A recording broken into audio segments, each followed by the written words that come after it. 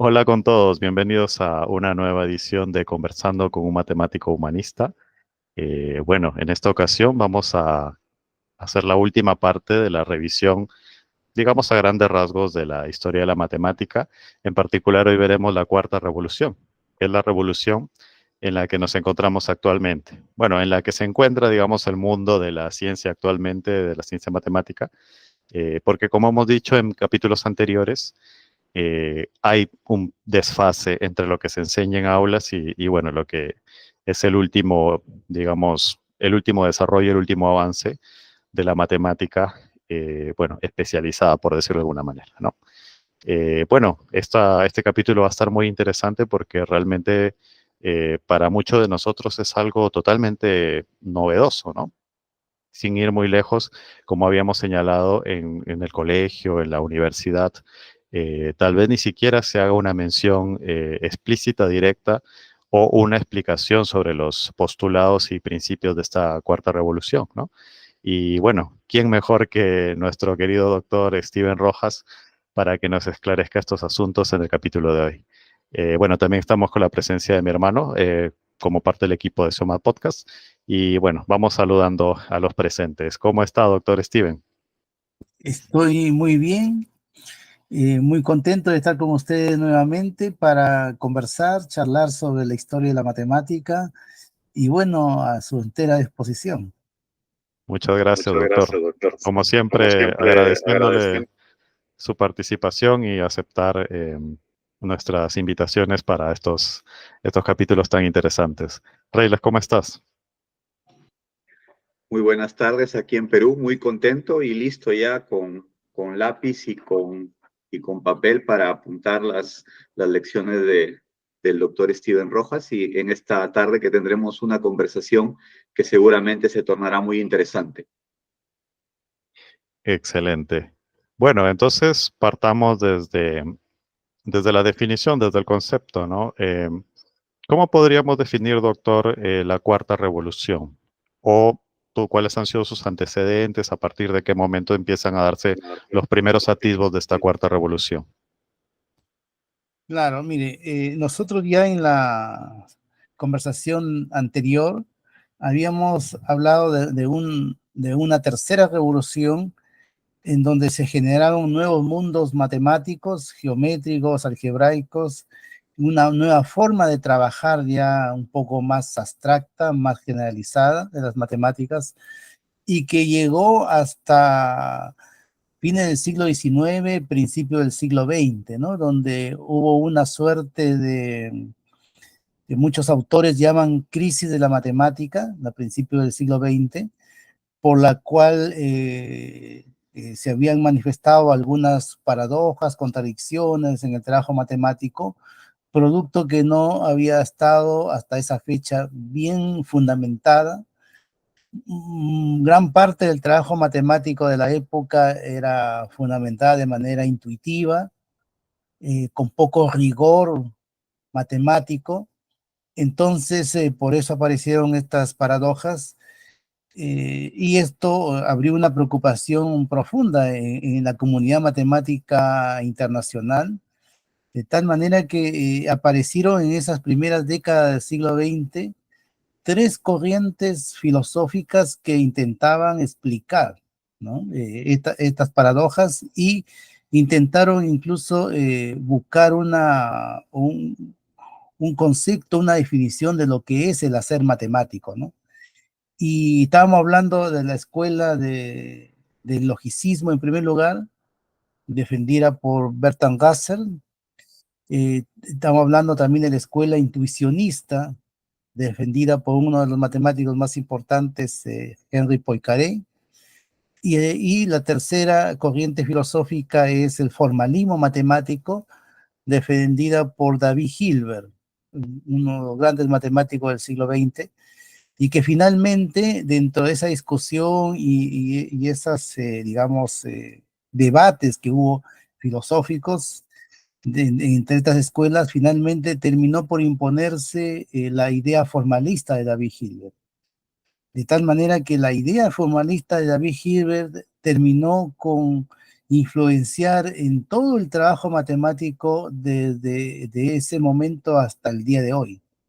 Un trabajo en donde se privilegia lo formal, digamos, se establecen que ahora en el trabajo matemático se pueden partir de definiciones precisas, pero que también habían cosas que no eran necesario definirlas, por ejemplo. Ese es un cambio tremendo porque nosotros ya vimos que en la primera revolución en Euclides se estableció de que la matemática tenía que definirse todos sus conceptos y establecerse axiomas con verdades evidentes, ¿no?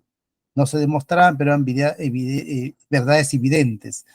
Sin embargo, para Hilbert no era necesario definir todo, teníamos que partir con objetos primitivos, no definibles, y a la vez estos axiomas no necesariamente podían ser verdades demostrables, digamos, indemostrables, evidentes, sino que simplemente reglas de juego iniciales, ¿no? Que nosotros podemos inventar nuestras propias reglas de juego, de tal manera que estos primeros axiomas que uno inventa no tengan contradicciones entre ellos y además uno no se deduzca del otro axioma, ¿no? Que sean independientes. Y mientras nosotros establezcamos estas reglas de juego, establezcamos estos objetos no definibles, entonces de ahí hacia adelante ya podemos con esa base generar una matemática bien formal, con todo el rigor posible para deducir sus teoremas y su conocimiento, ¿no? Y esa es la manera en que finalmente terminó por imponerse y digamos, hasta el día de hoy lo hemos tenido como referente. Nosotros nos hemos formado con esa matemática, nuestros profesores se formaron con esa matemática y los profesores de nuestros profesores también. Es la matemática que nosotros conocemos, incluso escrita en los libros, textos escolares, universitarios, en la misma idea formalista. La matemática no siempre fue de esa característica. Sin embargo, hoy día todos los textos, hasta la educación, está tomado en la idea de Hilbert, en donde digamos, el estudio de la matemática se parte con lo ya mencionado, pero además, dice Hilbert, era innecesario ya conocer, por ejemplo, la historia de la matemática, era innecesario conocer filosofía de la matemática, y nosotros simplemente nos vamos a abocar a los sistemas formales que se generan con estas invenciones de axiomas, ¿no? Generando digamos, en la formación de un matemático actual un vacío. El matemático ya por muchas décadas ya no tiene formación en historia ni filosofía por ser un matemático formalista, y aún más, o sea, esa, digamos, característica que tiene hoy día la matemática ha tenido dos cosas, no, yo diría una cosa muy positiva y otra cosa bastante negativa. La cosa positiva es de que a través de esta forma de mirar la investigación matemática, en que cada uno crea sus propios mundos matemáticos, lo puede crear, lo puede inventar y puede desarrollar sus propias líneas, sus propias teorías incluso, ha hecho de que la matemática se desarrolle en las últimas décadas como ninguna otro momento en la historia. Se calcula que en los últimos 40 años se ha desarrollado más matemática que en todos los 5.000 años de desarrollo que ha tenido la matemática. Ha sido espectacular, ¿no? Muy espectacular en todo el mundo, de tal manera que se investiga en todos los países, en todos los lugares ahora.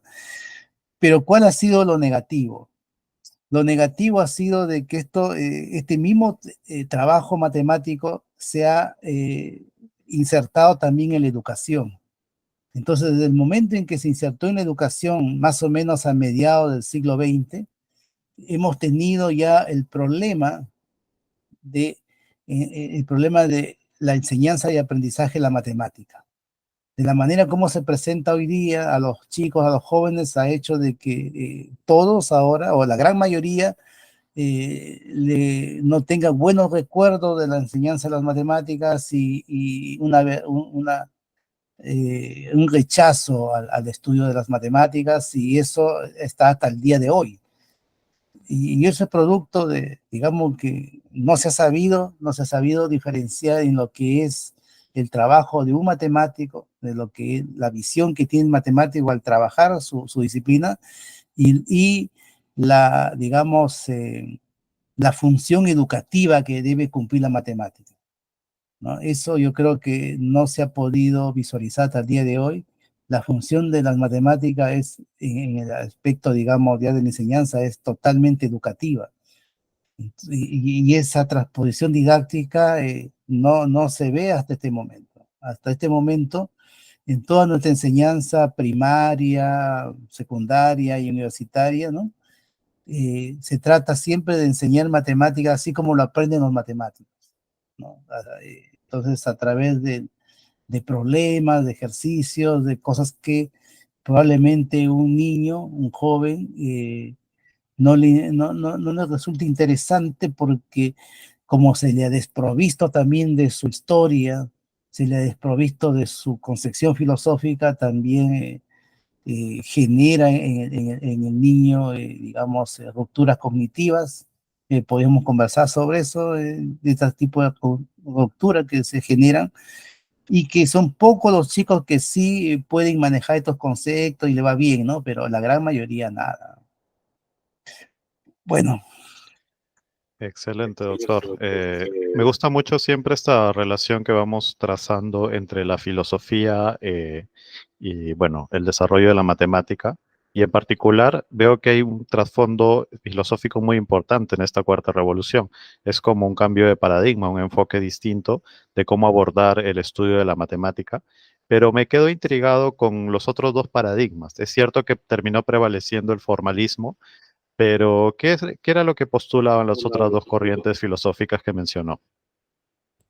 A ver, la corriente del logicismo de Bertrand Russell y Frege, que eran los dos matemáticos que, digamos, defendían la idea de reducir toda la matemática a aspectos estrictamente lógicos. O sea, para ellos, por ejemplo, la matemática, ¿ya?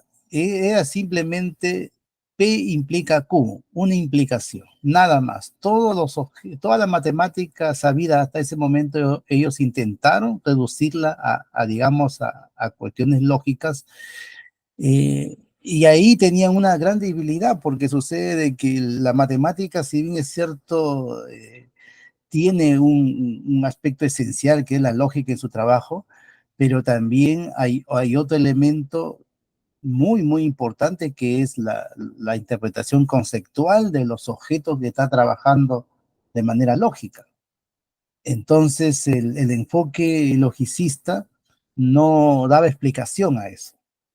Entonces, aparte que tuvieron también algunas caídas, digamos, de sus fundamentos, que no, inmediatamente se desechó esa idea, porque no daba explicación en sí digamos, de las interpretaciones conceptuales de los objetos matemáticos.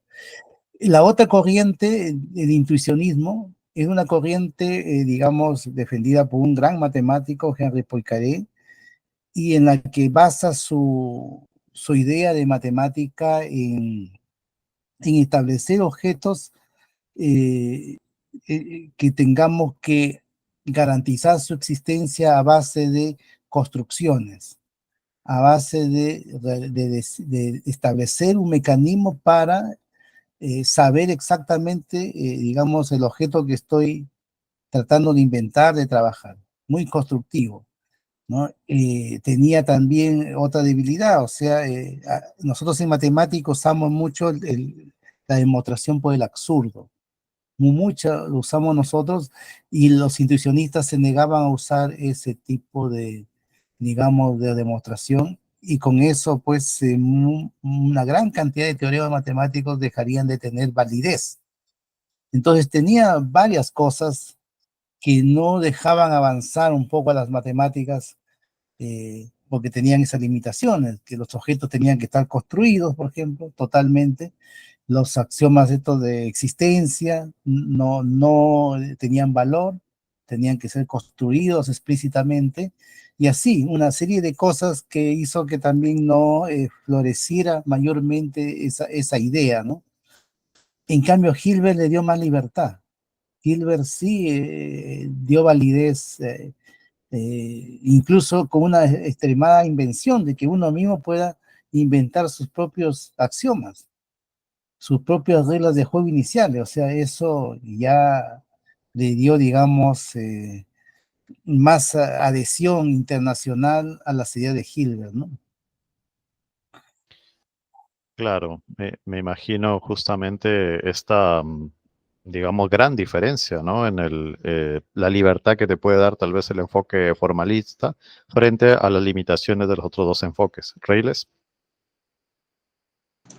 Sí, quisiera preguntar acerca de la corriente formalista. El doctor ha mencionado un aspecto positivo que es un desarrollo sin precedentes de la matemática en las últimas décadas. Quisiera, si nos pudiera mencionar algunos de los teoremas matemáticos o de las teorías matemáticas que se han desarrollado con este boom del desarrollo matemático, y si también este boom que tenemos en las películas de ciencia ficción sobre la existencia de múltiples universos está relacionado con este desarrollo matemático, que es el aspecto positivo del formalismo. Y acerca del aspecto negativo, se ha mencionado que en la educación no ha funcionado de manera acertada para acercar a los muchachos a la matemática. Entonces quisiera saber qué otras, digamos, alternativas se han presentado acerca de cómo abordar la educación matemática. Ante la primera parte de tu pregunta, ¿no? ¿Qué desarrollos matemáticos importantes se han visto favorecidos con esta nueva, con este nuevo paradigma del formalismo, ¿no? Bueno, en principio, los grandes problemas que no estaban resueltos, por ejemplo, el último teorema de Fermat, la conjetura de Poincaré, o sea, todos esos grandes resultados matemáticos que uno ve y que se resuelven, que se están resolviendo hoy día, están dentro de esta corriente formalista. Entonces, aparte de ello, se han creado nuevos mundos inventados ya digamos, por el matemático. Por ejemplo, los fractales es una de las líneas nuevas que se ha creado, la teoría del caos, de catástrofes. O sea, ha habido una explosión enorme. Incluso este sistema formal permite la interconexión entre dos cosas que parecieran que no tuvieran ninguna, digamos, relación, pero que se pueden tejer puentes entre ellos. Entonces, la escuela formalista digamos, ha favorecido todo eso, ¿no? Eh, en cuanto me hablaba sobre la educación matemática alternativa, ¿no? No, la verdad que yo he estudiado el tema, lo he estudiado por varios años, y lo que yo he podido ver, digamos, con respecto a la educación matemática, es un trabajo bastante serio, bastante, digamos, buscando siempre un fundamento con la ciencia, ¿no? Muchos de sus resultados, digamos, lo fundamentan con técnicas matemáticas, pero no han podido solucionar el problema de enseñanza-aprendizaje. Seguimos con el mismo problema.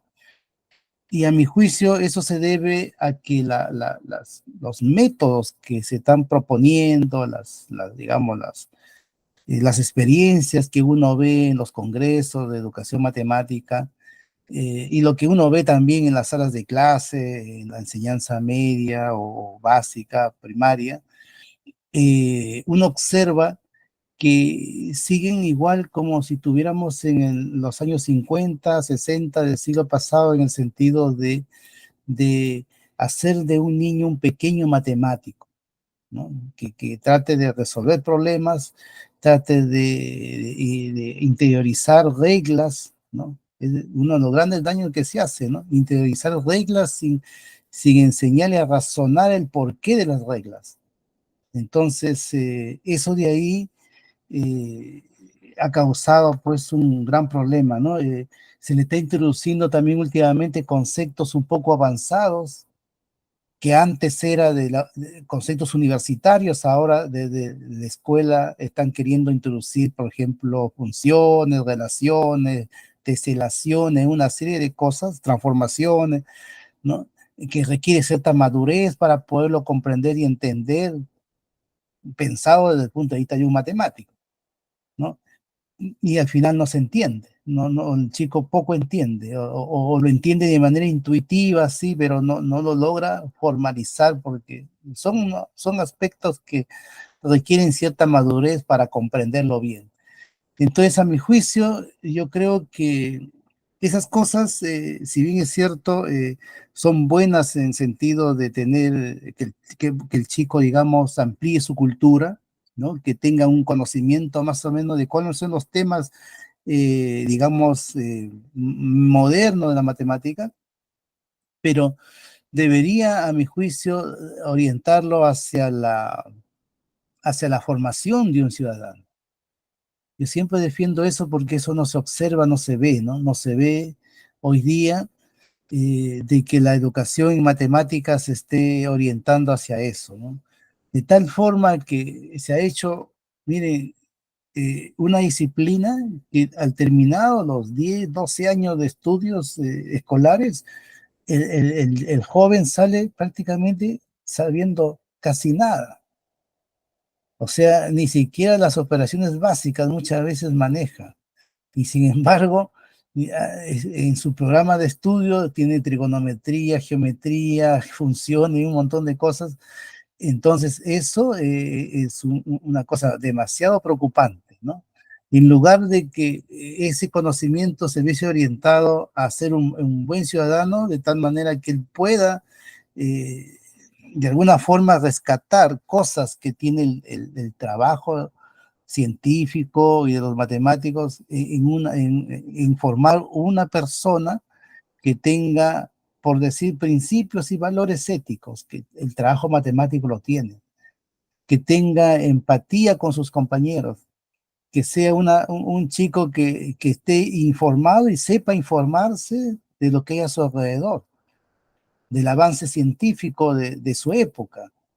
Entonces hay elementos culturales que detrás de todo está la matemática, pero hay que saberlo orientar, porque si no, digamos, claro, todo el mundo se va a aburrir con el formalismo matemático, porque todos no vamos a ser matemáticos, obviamente. O sea, hay niños que les gusta, no sé, pues la música, les gusta la historia, les gusta el deporte, entonces, pero todos van a la escuela para ser educados a través de la música, el deporte, la historia, no van a ser a la escuela para ser ni músicos, ni deportistas, ni historiadores, ni nada de eso.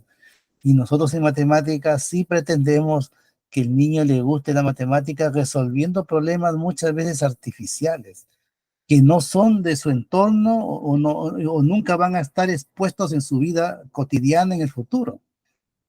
Si nosotros inventáramos problemas reales de la vida cotidiana, ¿no? Entonces le enseñáramos al niño que esto se soluciona, por ejemplo, un problema financiero que uno pueda tener en la vida, ¿no? Hay que enseñar al niño la lógica matemática para poder tener una sana economía en su hogar, por ejemplo, donde él se desempeñe. Eso no está en la educación nuestra, ¿no? Y así como esos ejemplos pueden haber muchas cosas, ¿no? Y entre ellos el trabajo riguroso que también tiene la matemática, enseña de que nosotros como seres humanos, cuando lleguemos a ser adultos y entremos digamos, a la vida en sí, independiente, eh, vamos a tener, vamos a tener dificultades en la vida, errores en la vida, dificultades, y las cosas no son fáciles en la vida. Entonces, no, esto de enseñarle a los chicos que tiene que ser lúdico, entretenido, fácil, qué sé yo, entonces eso también no lo capacita para la vida ciudadana, no lo capacita, o sea, más bien lo descapacita. Entonces, por eso que vemos a los jóvenes hoy día que ante un pequeño problema se deprimen, se van al psicólogo, no sé, hoy día hay una sensibilidad tan sobreprotegida de los jóvenes y que no está permitiendo formar un ciudadano realmente con valores, con la fortaleza para enfrentar la vida. Y la matemática orientada a esos valores puede aportar mucho en la educación, mucho. Excelente, doctor. Realmente es una reflexión que creo yo que la mayoría de nosotros hemos de alguna manera presenciado esta, digamos, enfoque, ¿no? Muchos padres a veces quieren que su hijo lleve inglés, alemán, italiano, chino, ¿no? Que aprenda matemáticas a un nivel, como usted dijo, digamos, súper avanzado. O sea, es como que hay una diferencia, ¿no? Entre lo que se pretende que un niño sea o aprenda frente a la naturaleza misma del niño, ¿no? Que probablemente se pueda potenciar algunas cualidades psicológicas en esa etapa del desarrollo que le lleve pues a dar esa o que a captar estos nuevos conocimientos en conexión con la realidad que vive, como bien señala, ¿no? Entonces, eh, es muy importante enfatizar este lado del formalismo, ¿no? Reyles. Dentro de las reflexiones que hizo el doctor, me llamó la atención algo que vemos que cada vez como que se abarcan más temas a menor edad, funciones, trigonometría, incluso en algunos casos hasta cálculo, ¿no? En algunos he visto algunos videos ya de jóvenes de educación secundaria hablando un poco de cálculo, y sin embargo vemos que también los jóvenes muchas veces no saben ni las operaciones básicas. Entonces, yo quisiera saber si el doctor recomendaría un poco reducir el temario y tratar de que se aprendan temas básicos, elementales y mejor, si sería una recomendación aceptable para el doctor. Y si es este el caso, ¿cuáles son los temas básicos que deberían abordarse en la educación elemental? Bueno, interesante tu pregunta porque como bien dices, hoy día las corrientes pedagógicas indican que hay que ponerle bastante más contenido matemático, ¿no? Y quizá más moderno. Y por eso que en algunas escuelas están, digamos, poniendo temas como cálculo, que antes son de universidad, ¿no? Ahora, si bien es cierto, es necesario como cultura, ya estamos hablando de un chico del siglo XXI, ¿no? Probablemente es quizá necesario que tenga algún cierto conocimiento, ¿no es cierto?, del cálculo y de todo el potencial que tiene esa disciplina matemática para el desarrollo cotidiano de las personas, ¿no? Entender que a través, por ejemplo, de ese formalismo, uno viaja en aviones, digamos, tiene sofisticados métodos de salud, por ejemplo, que sin esas herramientas no hubiera sido posible, o sea, como cultura, ¿no? Pero no entrar, digamos, al hecho más técnico-matemático. ¿Por qué? Porque como bien has dicho, el joven está evidenciando hoy día de que carece de las herramientas básicas. Entonces, por hecho de que tiene mucho contenido, ¿no? Y eso es cierto. Y si yo pudiera, digamos, establecer los contenidos básicos que debería el chico manejar, yo miren, tengo una idea de que la matemática es una estructura que tiene que tener una buena base primero. Y la base es la llamada matemática elemental. Una aritmética, por ejemplo, bien estudiada, ¿no? Una álgebra y una geometría que sean, digamos, también clásicas, bien estudiadas, es más que suficiente para después abordar los otros temas de manera más cultural, digamos, no de tanto rigor, sino para que él pueda entender. Ahora, ¿Por qué son necesarias también? Porque alguien me puede decir, pero ¿para qué álgebra si el álgebra no se usa en la vida diaria? Si el álgebra no se va a necesitar, un buen ciudadano no necesariamente sabe álgebra.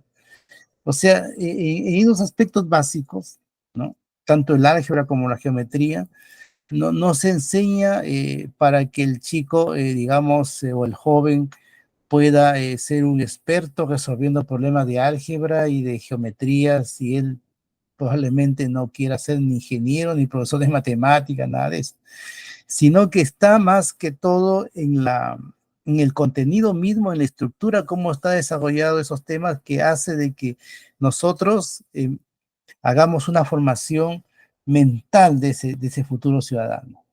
El orden y la precisión en el trabajo matemático es importante en nuestra formación cognitiva y mental para poder razonar y pensar. Orden, precisión, razonamiento, pero de cosas muy básicas, ¿no? No de cosas tan sofisticadas porque ahí lo va a perder al chico. El chico tiene que primero empezar con la base, ¿no es cierto? Y ojalá el maestro, el profesor, sepa de dónde vienen estas reglas para que le dé al alumno la orientación necesaria y no se vaya con la idea que la matemática es un conjunto de reglas que hay que seguir y punto. El que se equivoca perdió, no es así. La matemática es un conjunto de ideas que generan técnicas y esas técnicas hay que aprenderlas porque nos va a permitir nuestra madurez mental, ¿no? Entonces, y después ya mirar las otras cosas que podría ser en el último año, no sé, pero yo diría que yo volvería a lo tradicional. La aritmética, el álgebra, la geometría, la trigonometría también se enseñaba antes, en el último año, que también es necesario porque la trigonometría sí resuelve problemas reales, problemas que uno puede ir al patio de la escuela y medir el árbol, por ejemplo, ¿no? Y eso es una cosa real y que, digamos, útil para los jóvenes. Eh, y lo demás yo creo que puede ser informativo y que, digamos, orientarlo a que la matemática está presente en todo lo que nos rodea y que nosotros los seres humanos lo hemos estructurado así. Y no puede haber un ser humano, un ciudadano que desconozca la matemática porque va a estar totalmente limitado en su quehacer futuro, completamente. Imagínate a alguien que no tenga buena formación lógica matemática y no sepa deducir cosas. Esa persona va a ser totalmente manipulable por cualquier medio de comunicación, por cualquier persona que le dé una información falsa, o sea, porque él no tiene el razonamiento matemático. Y en eso tenemos que insistir en nuestra educación, ¿no? Entonces, imagínate, o sea, una persona que no tiene la fortaleza de aprender algo medianamente complicado, difícil, en la vida va a tener graves problemas para enfrentar sus propias dificultades.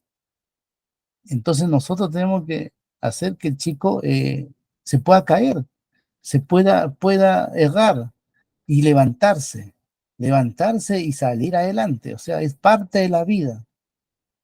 Y los matemáticos eso lo sufren todos los días, ¿eh? Todos los días, no crean que matemático igual, la mayor parte del trabajo matemático que se hace es, lo agarran el papel y al basurero. No sirve. Y así hay frustraciones, hay desalientos y pasan semanas, meses hasta que logra hacer las cosas. Ese es el trabajo matemático de la vida. Pero en la vida diaria de una persona, de un joven que se está formando, también le va a pasar cosas así y no se va a poder, no va a tener la fortaleza, pues, ¿no? Y ese es un tema que esperamos algún día mejore, pues, ¿no? Excelente, excelente. Reyles, Me hace acordar una escena de la película coreana que ya les he mencionado, In Our Prime, donde un mentor de matemática, es una película coreana, un mentor de matemática le dice a su alumno en casi la mitad de la película, ¿qué necesitas para ser bueno en matemática?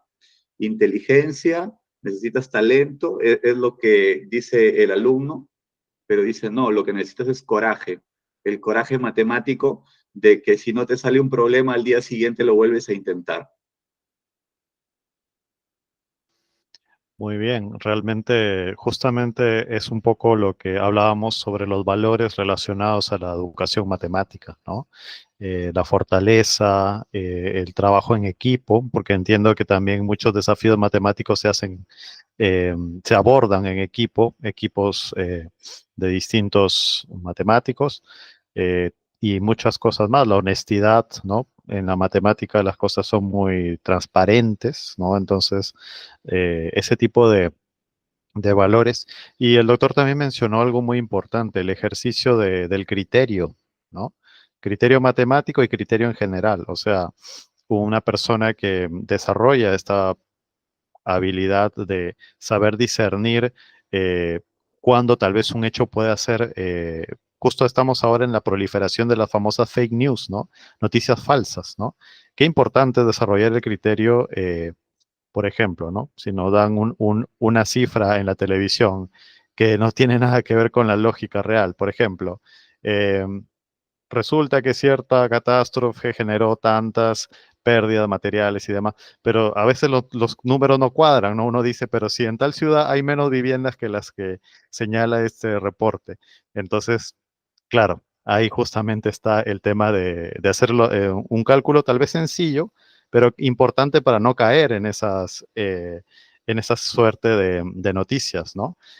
Tiene mucha actualidad, claramente, lo que dice el doctor, porque realmente tenemos mucha información disponible con el Internet, tenemos muchas herramientas como las tecnológicas, pero qué importante saber filtrar la información, saber tener este criterio para poder discernir aquello que resulta positivo, negativo y demás, y también para no dejarse influenciar por mucha manipulación mediática que pueda haber, ¿no? Generar una propia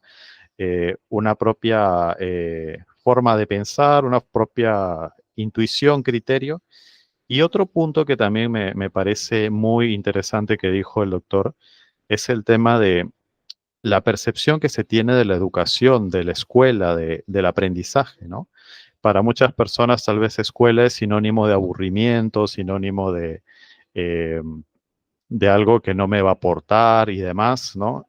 Principalmente porque tal vez se le fue enfocado de esa manera, ¿no? De que los conocimientos que va adquiriendo realmente son para sacar buenas notas y, bueno, que los padres no se enojen, ¿no? Y ya después está la vida real, digamos, como que una desconexión entre ambas cosas, ¿no?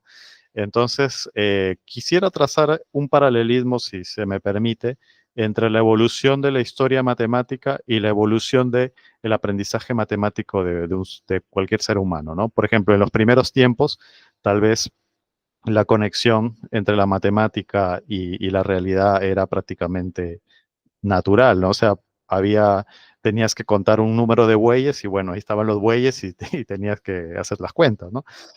O tenías que medir un área, como dijo bien el doctor, en los primeros tiempos se ayudaba esto para el pago de los impuestos, ¿no? Los que tenían, hasta el día de hoy, los que tienen más patrimonio van a pagar más impuestos y demás, ¿no? Entonces, esa suerte de ejercicios prácticos que da la misma vida, la vida misma, ¿no? Hacen que haya una suerte de conexión muy cercana entre mi vida y el ejercicio de la matemática, ¿no? Entonces, podemos decir que esta sería una manera de enfocar el aprendizaje de la matemática, enseñar a los jóvenes en sus, digamos, primeros años una matemática más como la que desarrollaron los egipcios, los asirios, los griegos, etcétera. Después ya, a medida que ya se va familiarizando con eso, tal vez pasar a enseñar una segunda revolución matemática, ya complejizando un poco el cálculo, pero ya teniendo bien sentadas las bases de la primera revolución y de esa manera ir generando una suerte de continuidad. Eso es un detalle. Otro detalle también está el hecho de la continuidad, ¿no? A veces, por ejemplo, se termina primaria y uno llega a secundaria y a veces les repiten algunos temas, ¿no? Y porque muchos de los chicos todavía no han desarrollado bien los primeros temas. Entonces hay una suerte de repetición 2 o 3 veces en secundaria, incluso se repiten los mismos temas, porque el chico, como no ha aprendido bien esos temas, se requiere una suerte de repetición que tal vez pueda ser reducida para hacer más eficiente la educación a lo largo de todo el desarrollo, ¿no? Del aprendizaje. Quisiera saber sus comentarios sobre estos puntos, doctor.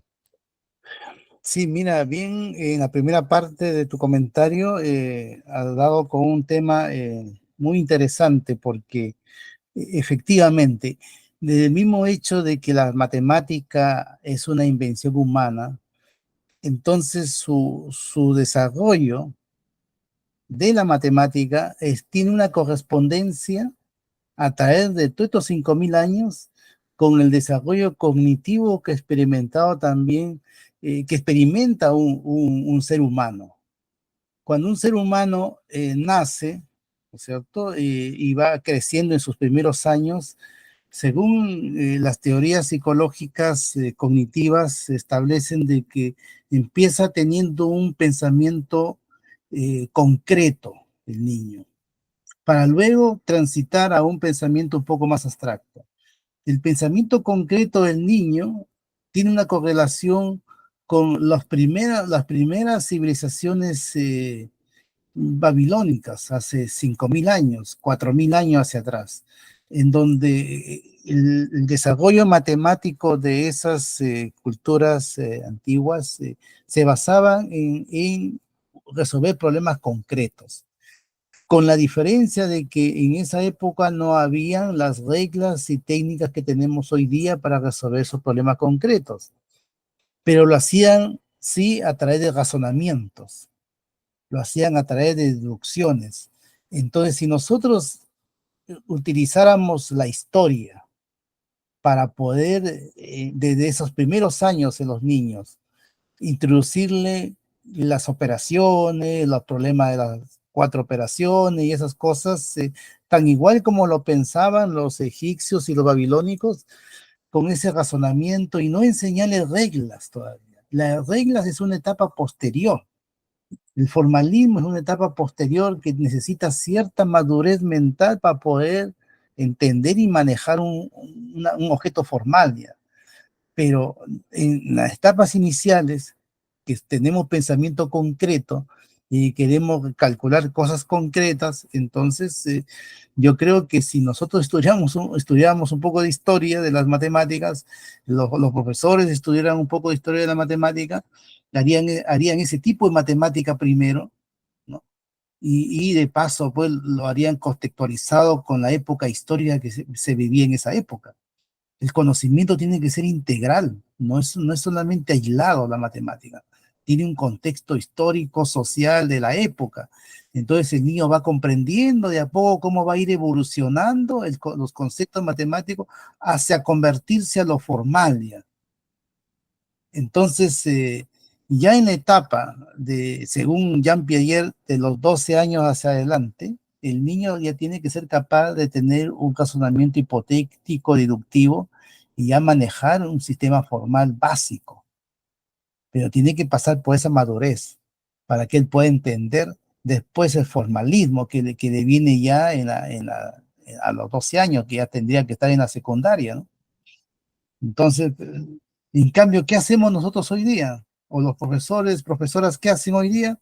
Y de los primeros años, ya le están indicando al alumno digamos, sistemas numéricos, le están indicando operaciones y cosas, digamos, sin entender los aspectos conceptuales que tienen las operaciones, por ejemplo. Simplemente le enseñan a memorizar la tabla, y al momento de que el niño razone un problema, es común observar, cuando uno va a una sala de primaria, ¿no? Es común observar que los niños no saben qué operación tienen que hacer para resolver el problema. Le están preguntando, ¿qué tengo que hacer? Sumar, restar, multiplicar, para que ellos hagan nomás la operación. Es un indicativo que no conocen conceptualmente lo que significa sumar, lo que significa multiplicar, lo que significa dividir. Entonces no han entendido. ¿Por qué? Porque seguramente el profesor simplemente se ha limitado a enseñar la operatoria, ¿no? incluso hasta la notación, digamos, nosotros nos enseñan directamente ya con, digamos, la simbología. Mire, la simbología ya es simbolizar un objeto matemático, por ejemplo, el 1, el 2, que nos enseñan desde primer grado, yo creo, ¿no? Simbolizar ya un objeto matemático es un grado de abstracción. Hay que entender el concepto primero antes de simbolizar. Pero al niño lo hacen simbolizar al principio. Le ponen el 1, el 2, y él no entiende qué cosa, ni es el 4, ni el 5, ¿qué va a entender operar? En cambio, si uno trabajara los primeros años de manera conceptual, ¿no es cierto? Los objetos que se van reuniendo, uniendo a través de objetos concretos, ¿no? Como lo hacían las antiguas culturas para ir entendiendo, entonces que adquiere una madurez primero. Y después viene la otra etapa, ya de representación y de operatoria, pero ya le va a encontrar más sentido digamos, al curso de matemática. Le va a encontrar sentido y le van a surgir una serie de preguntas, ¿ah? Que el profesor tiene que estar capacitado para resolver, porque el niño puede preguntar, ¿y por qué se simboliza así el 1, por ejemplo? ¿Por qué el 0 tiene que ser con una bolita y no puede ser de otra manera? ¿No? Entonces, todas esas cosas que son parte de la formación de un futuro profesor, ¿no es cierto? Que tiene que ver con historia y muchas veces con filosofía también, hoy día se ha descartado por el formalismo. El formalismo está diciendo que no, pues, inventemos nosotros mismos nuestras operaciones. Yo puedo inventar mi operación. Yo puedo inventar mi geometría. Imagínense el formalismo. Yo tengo acá, por ejemplo, tres objetos acá. Yo puedo inventar una geometría con tres objetos, diciendo que una recta son dos lápices, es una recta. Acá hay otra recta. Y así, o sea, yo puedo inventar. Pero esta situación que en la matemática ha generado lo que se llama la geometría finita, es una invención que tiene que tener cierta madurez la persona para comprender y entender. Pero esa madurez, ¿cómo se adquiere?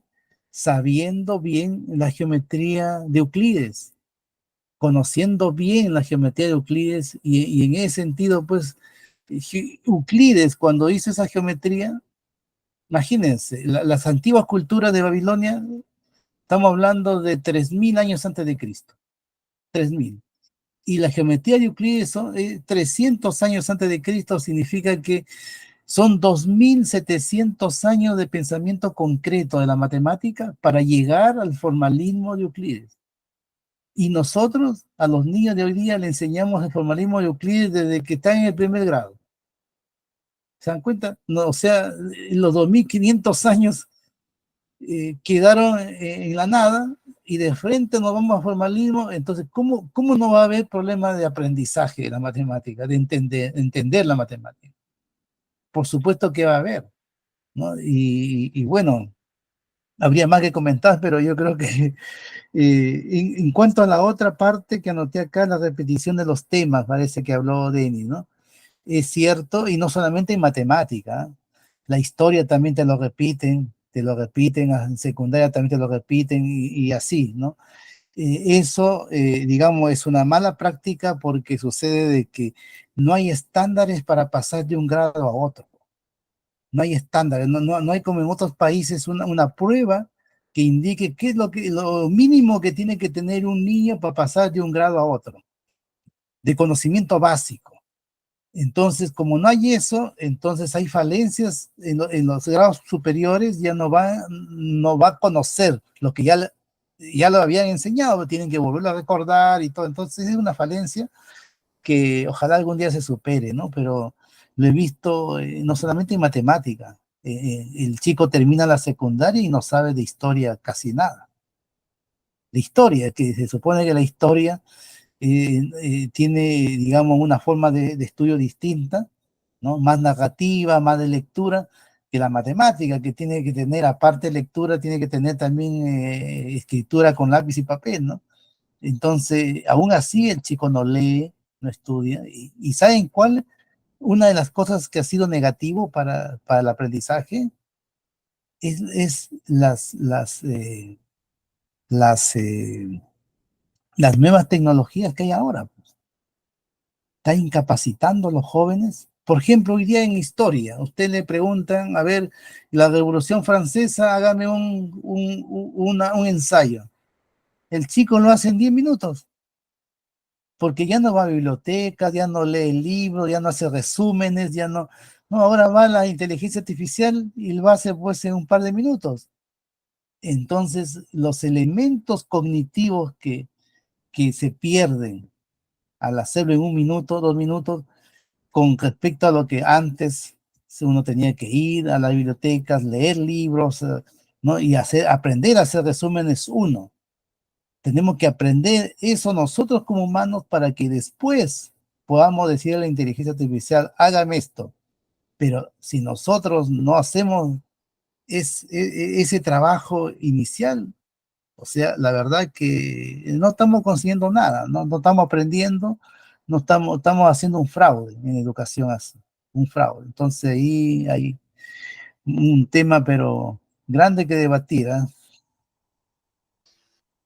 Excelente, excelente, doctor. Muy claro, como siempre, en sus explicaciones. Reyles.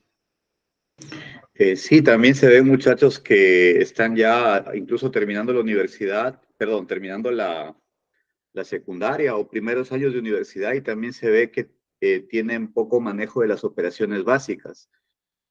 Eso se ve inclusive a día de hoy, que ya terminando la secundaria no manejan sus operaciones básicas, no manejan, digamos, el formalismo, pero quizás es que ya se les fundió desde las primeras etapas del desarrollo de su pensamiento y generaron un rechazo hacia la matemática y posiblemente un rechazo que ha sido alimentado también por sus familiares, que decían, yo también con las matemáticas lo pasé fatal.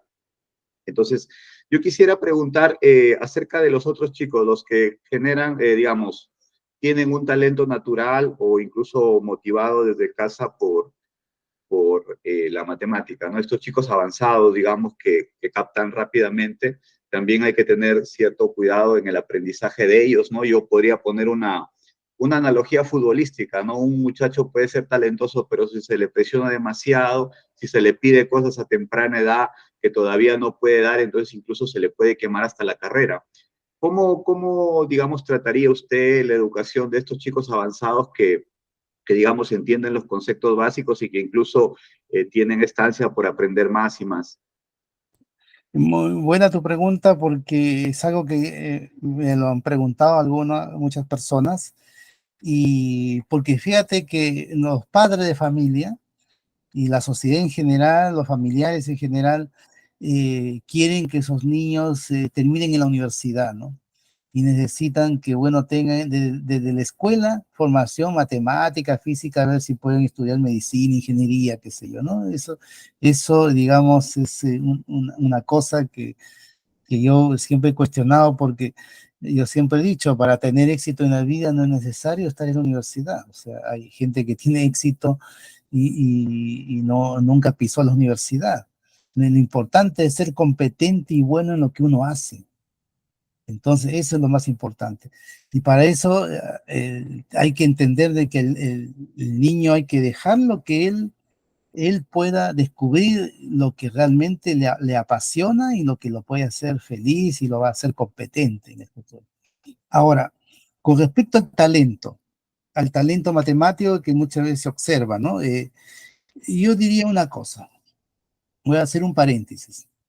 Si nosotros privilegiamos el talento matemático, ¿no es cierto?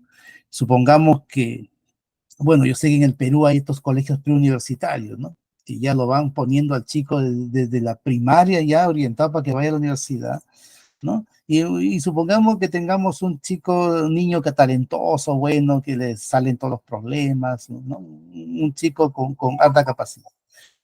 Eso de ahí no garantiza que sea un buen ciudadano, ¿no? Y ejemplos tenemos. Alejandro Toledo. O sea, hacer un talentoso, ser un matemático de alto nivel, ser un ingeniero, un físico, un abogado, o sea, no garantiza para nuestra sociedad personas con valores y principios. Entonces, y eso, digamos, si nosotros no tenemos claro, estamos construyendo una sociedad en que los principios y valores éticos se están perdiendo, privilegiando el conocimiento, el talento. Ahora, por eso es que yo siempre diferencio, yo digo, y la educación es para formar ciudadanos con valores y principios, en general, en general. Habrá chicos que con talento matemático, habrá chicos con talento para el deporte, habrá chicos para el talento para la música, ¿no? Y así, para esas personas, para esos niños, tiene que haber una educación diferenciada. Tendría que haber un curso especial, como lo hacen los rusos, por ejemplo, con su círculo de estudiantes de matemática en los colegios, en los liceos, ¿no es cierto? Los de música, también el deporte, pero esos son como extra programáticos, no orientado al talento de cada niño, ¿no? En la actividad que le gusta. Pero la formación gruesa, ¿no? Si el chico no tiene valores, por ejemplo, aunque sepa resolver todos los problemas de matemáticas, no estamos formando ciudadanos, nos estamos formando y la verdad que eso ya lo hemos visto, bueno, lo han visto en el Perú y en muchos países donde por más que se tenga gente muy calificada, eso no acredita principios y valores éticos para poder desarrollar la sociedad, pues, ¿no? Todo lo contrario, o sea, incluso pueden formarse tecnólogos, científicos que pueden usar el conocimiento para cosas que hacen daño a la sociedad por no tener esos principios y valores. Entonces, ojalá que esa persona talentosa se le estimule en su talento, pero a la vez tenga también la formación ciudadana necesaria, de todas maneras. Y yo me atrevería a decir que es lo más importante, más bien, lo más importante. En nuestra sociedad, si no tiene esos principios, no va a caminar a ningún lado. Excelente, doctor. Y justamente son parte de los valores que comentábamos dentro de la buena educación matemática, ¿no? Se me vienen a la mente dos cosas, ¿no? Por ejemplo, la empatía, ¿no? El ser empático con nuestros compañeros, con nuestros conciudadanos, es algo que se puede desarrollar con el trabajo en equipo dentro de una dinámica de educación matemática, por ejemplo, ¿no? O también temas como el amor por la naturaleza, ¿no? El hecho de ponerse en contacto con la naturaleza y los desafíos matemáticos que ésta puede enfrentar, porque recordemos que uno de los grandes desarrollos de la matemática, y lo hemos conversado aquí en eh, haciendo la reseña de la historia de la matemática, ha sido pues el tema de la especie humana, cómo pudo eh, de alguna manera abordar estos retos que le daba la naturaleza salvaje, ¿no? Desarrollando la agricultura, la ganadería y también desarrollando su capacidad de abstracción para poder organizar y administrar mejor estos recursos. Eh, y bueno, se ha llegado pues a un nivel de desarrollo muy impresionante. Eh, entonces eso, ¿no? Un poco para complementar lo que dice el doctor. Hay varios aspectos sobre esta, digamos, repercusión que ha tenido el enfoque formalista, ¿no? Pero si pudiéramos ver tal vez los orígenes, ¿hay alguna corriente filosófica tal vez de inicio del siglo XX que haya generado este deseo de llevar al formalismo más allá de los límites que le corresponden? Porque hemos dejado muy en claro que el formalismo, dentro de su ámbito, de los matemáticos especializados, ha llevado pues a un desarrollo sin precedente de la matemática, ¿no? Pero tal vez ha habido un afán de querer llevarlo a lugares donde ya no van a dar tan buenos resultados como tal vez la educación de los pequeños, ¿no? Entonces, estamos hablando tal vez de alguna influencia de una corriente que estuvo mucho en boga en el siglo XX. Sí, sí, por supuesto, y no solamente el siglo XX, ya venía del siglo anterior la corriente del positivismo lógico. El positivismo lógico tuvo una influencia tremenda en el desarrollo matemático hasta el día de hoy, ¿no? Pero este positivismo lógico que abogaba por la ciencia y su desarrollo y de manera muy rigurosa y formal, eh, todavía en esa época la educación no era masiva, era muy elitista, y eso hay que tener en cuenta el contexto, ¿no? Un elitismo donde poca gente se educaba. Se estima que en el siglo XX, a principios del siglo XX, solamente el 20% de la población sabía leer y escribir. Por lo tanto, estar ya como matemático, físico, así era una élite intelectual muy reducida. Entonces, nunca se pensó de que todo ese conocimiento que se estaba generando iba a ser después trasladada a una amplia población ya en el siglo XX. Entonces, por eso que al principio del siglo XX no había problema de enseñanza-aprendizaje como problema como tenemos hoy, porque simplemente la gente, la mayoría no sabía ni leer ni escribir.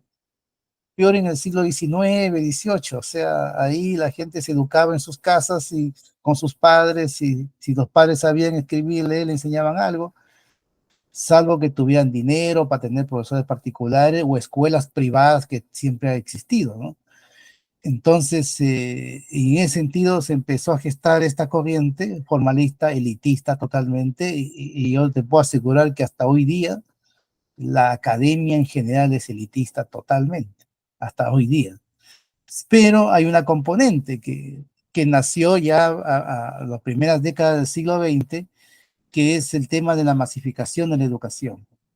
Una masificación que digamos, hizo repensar en ese momento a lo que enseñaban en los liceos, en los colegios, cómo debemos nosotros ahora enfrentar esto, ¿no? De masificar. No tenemos los profesores necesarios, eran muy pocos, demasiado pocos para masificar. Entonces eso y ahí generó en los años 40, 50 del siglo pasado congresos internacionales para discutir este tema, ¿no? Discutir el tema, cómo vamos a enseñar, cómo vamos a lograr, digamos, de que se aprenda esto que hacemos los matemáticos, decía en esa época, ¿no? Entonces, justamente ya en los años 50, proliferó en Europa, mira, un grupo de matemáticos que yo creo que después de Hilbert han sido los culpables de todo este tema, ¿no? Este grupo de matemáticos franceses, que era en ese momento los matemáticos más importantes del mundo, digamos, ¿no? Y reconocidos hasta el día de hoy. Esos matemáticos franceses eran jóvenes en ese momento, pero que formaron un grupo llamado Bourbaki, famoso grupo Bourbaki. Ese grupo ya se propuso hacer una especie de similitud con los elementos de Euclides, pero ya escribir en el siglo XX, ¿ya?, la matemática que ellos manejaban, una especie de una enciclopedia grande, ¿no? De que lo trabajaron hasta los años 70, ese grupo. ¿Y cuál fue el tema, no? Que ese grupo fue tan influyente sus textos que ellos escribieron, que se empezaron a generar literatura matemática ya basada en esos textos, con ese enfoque, con ese formalismo, con esa rigurosidad, todo. Y esos mismos personajes fueron los que fueron invitados para estos congresos de educación, porque eran, como se dice, la cumbre del conocimiento matemático. Los profesores querían escuchar de ellos cómo se debería enseñar la matemática. Y muchos de ellos llegaron, incluso algunos congresos se hicieron en Sudamérica, en Europa, llegaron. Y lo primero que estos señores dijeron es que hay que eliminar Euclides, hay que eliminar la matemática básica, elemental, y hay que enseñarle a los jóvenes la matemática moderna. Se empezó a llamar matemática moderna ya en los años 70. Entonces, ¿y qué hacemos para formar profesores? Ahora, tenemos que generar, y se empezó a generar en esos años 60, 70, en varios países, incluido el Perú, cursos de capacitación, para introducirle a los profesores la teoría de conjuntos, por ejemplo, que era la base donde los Bourbaki habían estructurado toda la matemática con teoría de conjuntos. Entonces empezó a hacer toda una campaña así en esos años para formar profesores. Pero ¿qué pasa? Que la teoría de conjuntos estimados, no es fácil de aprender para alguien que no tiene madurez matemática. Entonces, esos cursos de capacitación que fueron hechos en esa época, los profesores poco entendieron y poco asimilaron. Y yo te digo eso porque yo mismo fui producto de, cuando era niño, fui producto de esa educación llegada de la matemática moderna, donde mi profesora, por ejemplo, de primaria, no tenía idea de lo que era un grupo, una estructura, y tenía que enseñar ese tipo de cosas, en donde enseñaban más bien a memorizar a los alumnos, ¿no? A memorizar cosas. Entonces, desde ahí vino toda una debacle de nuestra educación. De ahí, ¿a quién le va a gustar la matemática? Sí, entonces, eh, fue terrible, y yo creo que sus secuelas llegan hasta el día de hoy, pues, ¿no? Hasta el día de hoy, o sea, eliminar Euclides, eliminar toda esta matemática que nosotros llamamos elemental y ya introducirlo a través de conceptos modernos, ¿no? Hasta ahora lo vemos, pues, vemos que que quiere introducir conceptos como funciones, como cálculo, como varias cosas de matemática más avanzada, es producto de esta idea de formar jóvenes para el siglo XXI con estas, digamos, conocimientos de la matemática más avanzada, ¿no? Excelente, doctor. Justamente este movimiento ha sido contemporáneo con la masificación de la educación al menos en Perú o en América Latina. Entonces, de alguna manera, esa fue la única forma educativa de enseñar la matemática que han conocido mucho de nuestros padres, de nuestros abuelos, tal vez, ¿no? Reyles. Quisiera saber, doctor, cuál es, digamos, la relación de este formalismo matemático, este positivismo que usted está hablando, con el último artículo que he escrito, que lo estaba leyendo, sobre saber matemática o hacer papers, si hay alguna relación, y si no la hay, al menos que nos comente un poco su último artículo acerca de esta tendencia a publicar casi compulsivamente los papers para ganar, digamos, ascenso en la carrera académica, pero no necesariamente con una profundización en el conocimiento matemático. Sí, la verdad que ese es un artículo polémico, realmente que aquí, por eso mencioné al inicio a un matemático chileno, no dije su nombre ahí en el artículo, pero que él dijo una cosa que potente, es un matemático muy reconocido en Chile, una persona de mucha experiencia, ya de sus años de recorrido matemático, y él dijo una cosa interesante, dijo, una cosa es escribir paper y otra cosa es saber matemáticas. Y dijo, recomendaría a los jóvenes que primero se dediquen a saber matemática y después se dediquen a escribir paper. Él lo dijo porque en el contexto actual la academia, digamos, privilegia mucho la producción, la investigación, que se traduce en publicar artículos de investigación y ojalá en revistas de impacto, ¿no? Y en matemática es complejo y difícil, ¿no? Es muy distinto investigar, por decir, en temas como experimentales o en temas de educación, donde uno puede, no sé, pues ir a un liceo, a un colegio y establecer, digamos, que bajo una metodología puede haber aprendizaje o no en ese contexto. O sea, es investigación y conocimiento igual.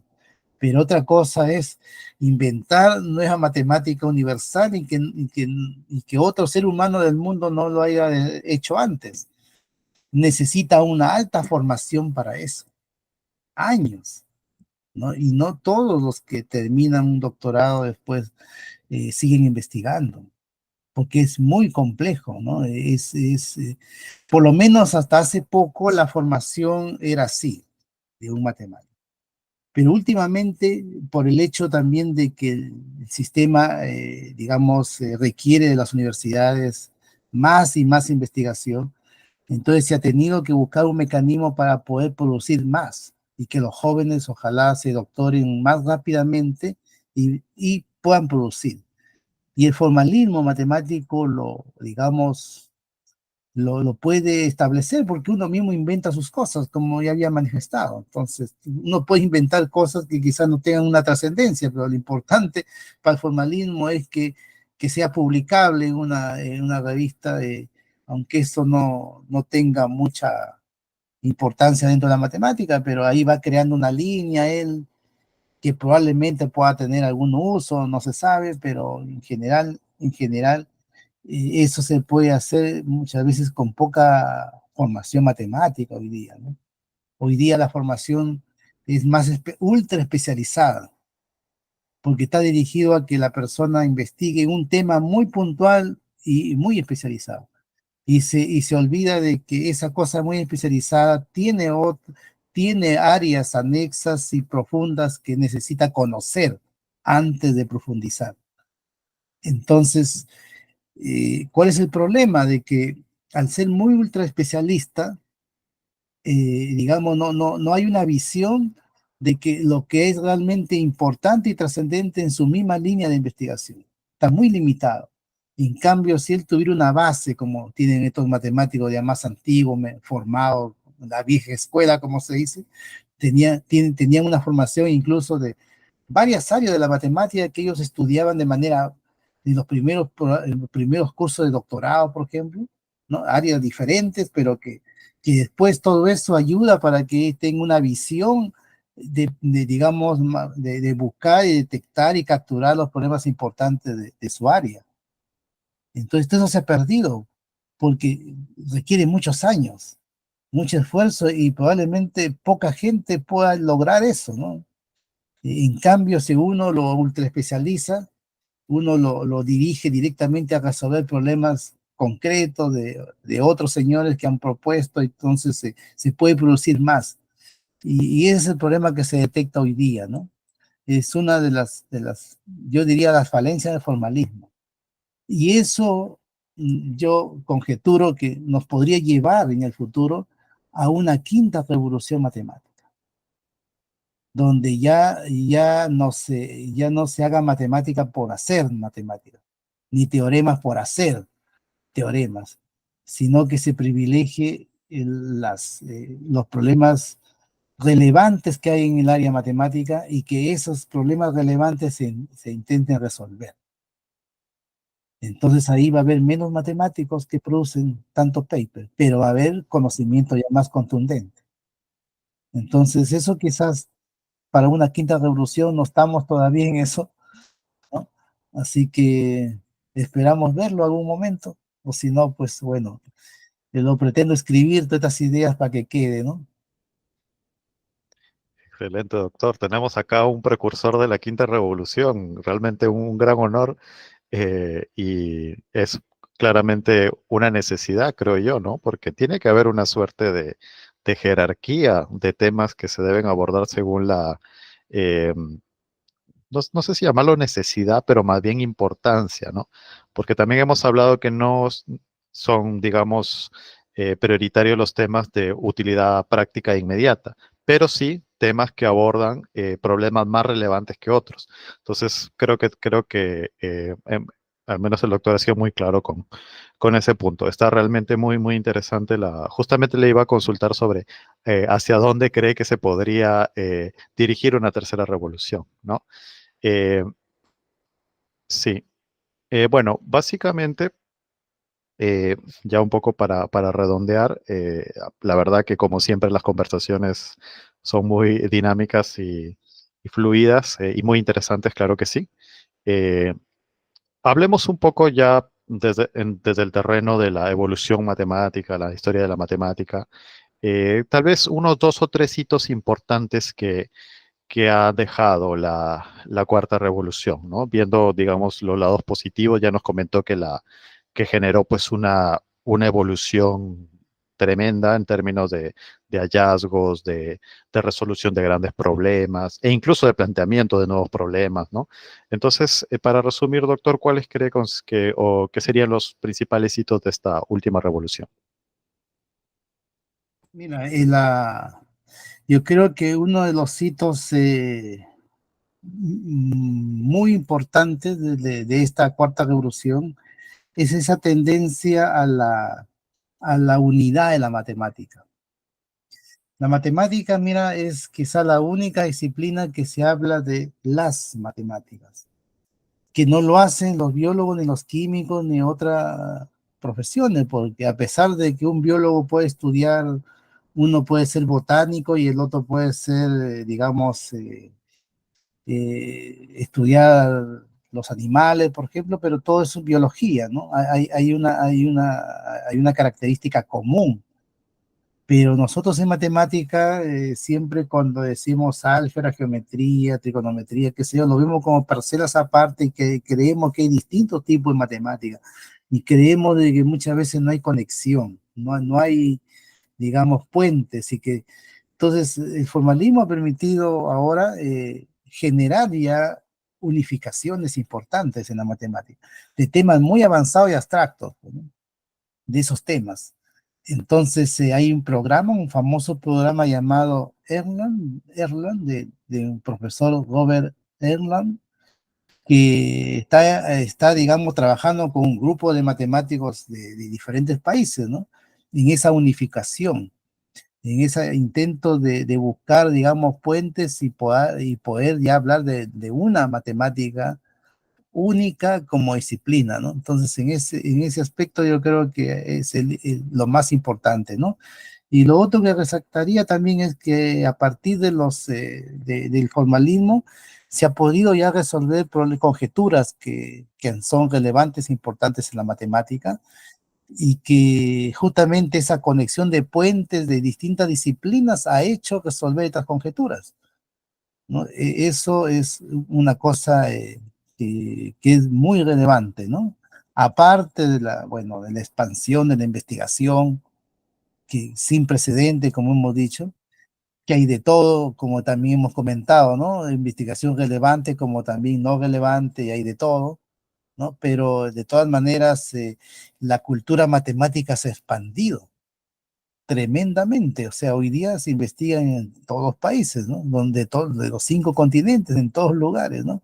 Aunque sea una pequeña contribución, pero ya es algo que es publicable hoy día, ¿no? Eso pues era impensable en la época nomás del principio del siglo XX. Impensable, o sea, eso han sido las contribuciones de la cuarta revolución, de la tercera, perdón. No, perdón, cuarta, ¿no? Cuarta revolución matemática, sí. Excelente, doctor. Justo por aquí encontré una fotito de nuestros queridos Grupo Bourbaki. Acá lo estoy compartiendo. Ah, sí, sí, sí. Me encantan estas fotos porque tiene mucha historia detrás, ¿no? Miren este bueno, este equipo, este grupo que ha generado un impacto tan grande, ¿no? En la Así es. educación actual, ¿no? Sí, miren que es interesante ver, es interesante ver digamos, la historia de este grupo, cómo se formó, cómo se consolidó. Y ahí está, hay un caballero que está ahí en medio que es Jean Dieudonné, un matemático, digamos, que es muy respetado por todos nosotros los matemáticos, no solamente por su conocimiento, sino que tiene textos y libros profundos y dentro del análisis matemático. Él fue uno de los invitados a estos congresos de educación matemática y es uno de los que dijo abajo Euclides y que se enseñe la matemática moderna y que nos olvidemos de todo lo anterior, ¿no? Entonces, y es raro y extraño porque estos señores eran conocedores de la historia, eran conocedores de la filosofía, eran hombres muy cultos, ¿eh? Para hacer la matemática que hicieron, tenían que tener esa cultura y esa formación. Sin embargo, lo limpiaron de todo eso y lo pusieron como tipo axioma, definiciones, y ya dijeron de aquí ya estudien esto, ¿no? Que es lo que realmente es importante. Pero se olvidaron de que para realmente asimilar eso, así como lo hicieron ellos, se necesitó una cultura matemática previa para eso, ¿no?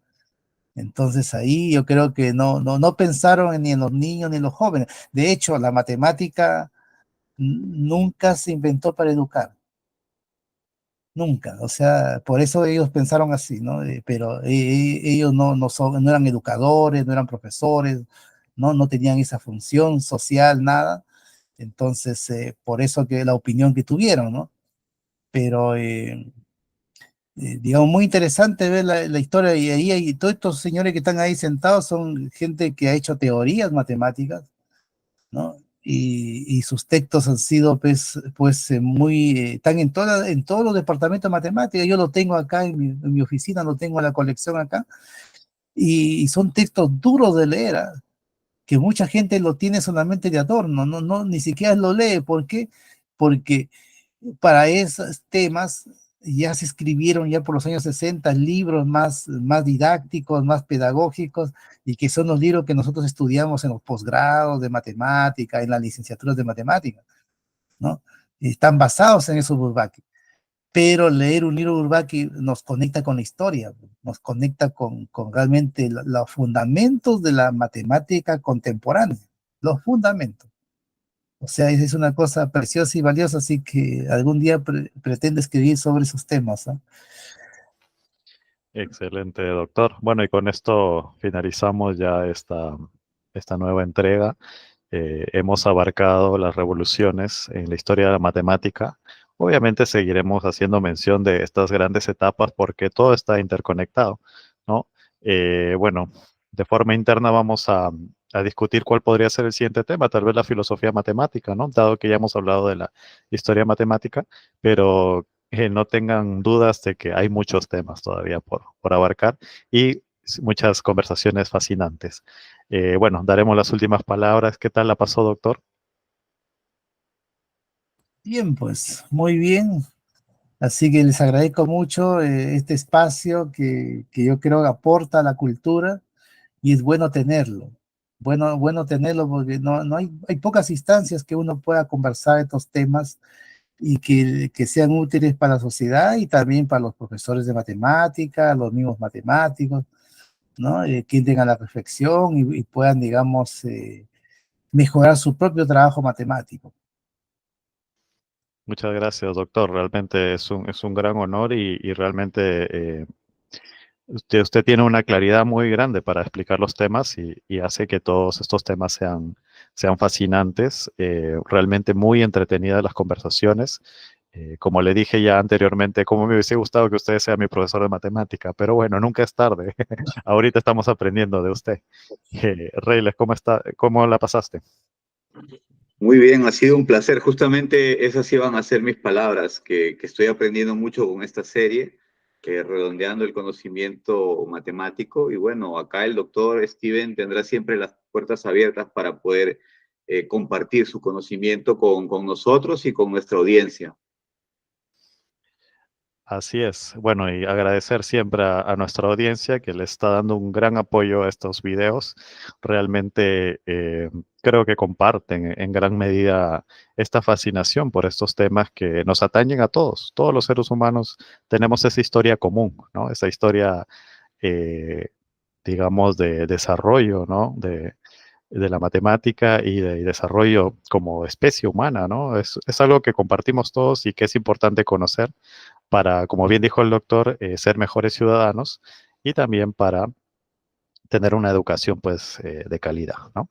Recuerden compartir con personas que les gusten también estos temas y también dar like o bueno, me gusta y suscribirse, que eso nos ayuda mucho a divulgar este tipo de información. Bueno, y espero que la pasen muy bien. Hasta luego. Bueno, hasta luego.